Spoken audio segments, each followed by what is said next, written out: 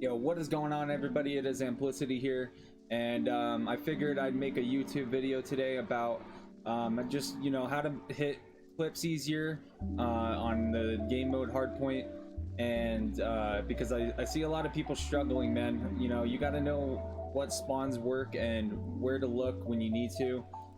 So for this example, we're going to be using the map Moscow.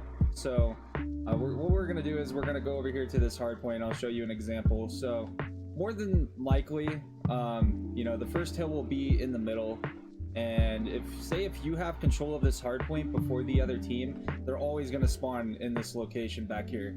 And then you can honestly, while your teammates are holding that hard point, you can actually just go up here. They'll be, the enemies will be in this area. But the main thing is, like right here is a sweet spot. They always run up these stairs, and a lot of people have hit clips right here in this location because this is a spawn point for them. Now, say if your teammate is like back in this location, for instance, like right here, he's blocking this spawn, so they will not spawn here. They will more than likely spawn right here. But then we have this hard point right here. They're always gonna either push from this angle or this angle. For what I've noticed, a lot of people, they come from this angle, just depending on the lobby you get, but most of the time they're always packed in here and then they run out. But yeah, then we're gonna move on to the next one, which will be in your original spawn if you're spawning on this side of the map. Now if you have this hard point controlled, guys, it's kind of weird how it works, but say if you have this one controlled, they're more than likely always going to be over here every single time. If you're coming in to snipe people, always look at this balcony. They're always chilling up here, especially if they control the hard point. And so usually they spawn right back here and then they run out. But say there is a types of situations where your team will hold the hard point, and say if your teammate's like up here, right up in this balcony or anywhere by that building that I'm looking at, they're not going to spawn there. They're always going to be pushing at this spawn right here. They're always going to be spawning right here, coming through here, and coming through middle. Most of the time people don't come through middle. They're always coming from where this red building is and in that back corner that I just showed.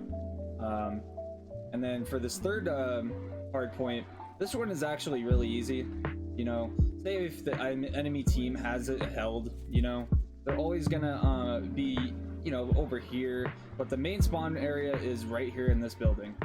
So if you happen to make it through, always look in this area first, after checking this, because this is where they're usually spawned, and you can just peek shot behind this bus and easy clip. And then say if the enemy team holds it, what I like to do is I always come from this angle, and there's a nice little head glitch right here, which what you do is you just crouch, and you'll be able to see a little head, and it'll be an easy quad head if your shot is on, pretty much. And if your team is holding this hard point in this location, then they're always going to be over in this area spawning on the street side, and most of the time they're out here on the edges crouching and stuff. So definitely keep an eye out on that. And then we're back to this original hard point that I showed you at the beginning of this video. So basically, if you're holding this and you're spawning in this location at the beginning and you're holding this, they're always going to be right here.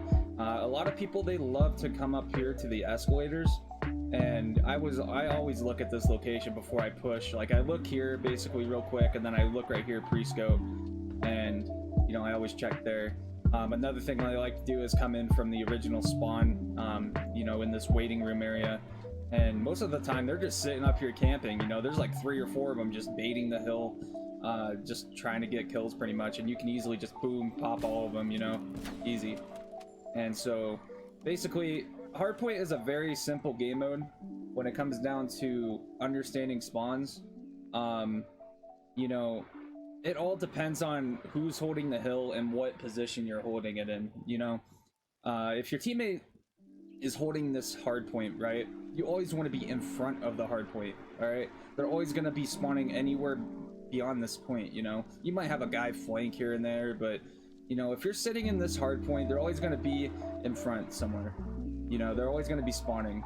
So anytime you know that your team is holding the hard point, just keep that in your mind. You know, they're not going to spawn behind you unless somebody's, you know, messing around in their spawn, blocking spawns, and then they might flip spawns on you. But it happens the same as well for, you know, say if the enemy team is holding this hard point, well, they're always going to be behind the hard point, you know.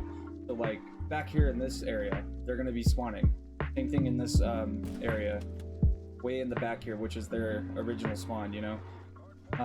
So yeah, just always keep that in mind. You know, if the enemy team is holding it, they're always going to be on the hard point or behind the hard point. But yeah, that'll be basically it for this video to you know, kind of sum up hardpoint. Hopefully it helps you guys out. If you have any questions, make sure to put them in the comment section and I will be sure to answer them. I try to make it as simple as possible for all you guys to understand the spawns of hardpoint for this map. And yeah, at the end of this video, I will be showing my class setup that I use on a daily basis. Alright guys, so we're back here at the main menu, and basically a lot of people want to know what class setup I run for snipers, man. My friends ask me, what are the best attachments? You know, I want to, you know, snipe like you, I want to do this and that. You know, they always come for me, you know, for basically attachments. So we're going to get into my overall class that I use every single game pretty much, which is Gung-Ho, Tactical Mask, Flak Jacket for my perks. Depending if I am playing like a game like Nuketown, for instance, I will run Flak Jacket always. But if I'm playing on like a bigger map like Cartel or any of the other base maps, I usually take off Flak Jacket and put on Ghost, because Ghost is honestly really good in this game for flanking and you don't get detected by UAVs and stuff like that. But first we're going to hop into my Pelican class, which for the barrel we're going to be running a Tiger Team 26.5 barrel. This will help you, you know, with your damage, basically everything pretty much. The only thing is it does decrease the max starting ammo, so you lose 1 bullet. And so, you know, I just put on the 7-round mag, which gives me 6 bullets with this attachment on. Without this barrel, you basically get 7 bullets.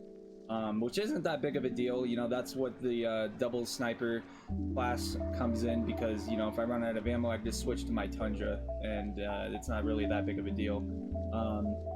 And then I use the Tiger Team Spotlight. This is really, really good for a map like Cartel. You can see everybody through the bushes, and it becomes more easier to see them pretty much. It'll basically show a little red dot above their head, and it's a pretty good distance.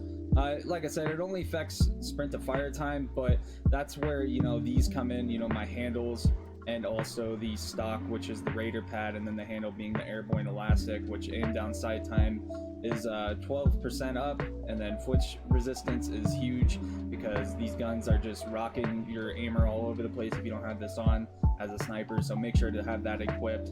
And then for the Raider pad, it also decreases the hip fire accuracy, but I don't really like to no scope that much. I feel like if I'm right next to somebody, you know, it's easy to hit pretty much. But yeah, that's basically it for the Pellington. We're gonna hop on board now with the Tundra, the big guy himself. We're gonna be running the Hammer Forged. I actually got this idea from DevV. I'm pretty sure a lot of you guys know who he is. He's an incredible streamer, one of the best snipers on this game, honestly. And so he told me to actually start running Hammer Forge, which actually increases 30% fire rate, but it also decreases your idle sways. So, you know, your scope does move around a little bit more, but if you have a quick shot, it's not really that noticeable. I was using the Tiger Team before, which increases the damage, the fire rate, and the bullet velocity. So basically long shot kills and stuff like that might be a little bit more difficult with this sniper, but for me, I haven't had any problems, no hit markers. So I kind of honestly switched to the Hammer Forge just so I can get that, you know, 7-round mag for this gun. And then again, Tiger Team Spotlight, so I can easily see enemies on maps like Cartel and stuff like that, where there's a bunch of bushes and stuff that they can hide in. Then we're also running the 7-round mag, but we don't lose any bullets because we are running the Hammer Forge barrel, so we have a total of 7 bullets in the mag. And then I run the airborne elastic wrap, same as the Pellington and the Raider pad. So yeah, hopefully this will help you guys out. For my sensitivity settings, I don't really run much. You know, very simple, low sensitivity, 10-10 and 1-1. That's basically it. One thing I do recommend, and which I've switched to, is the target aim assist mode to precision. This is huge. I used to play on standard, and almost I felt like I had no aim assist.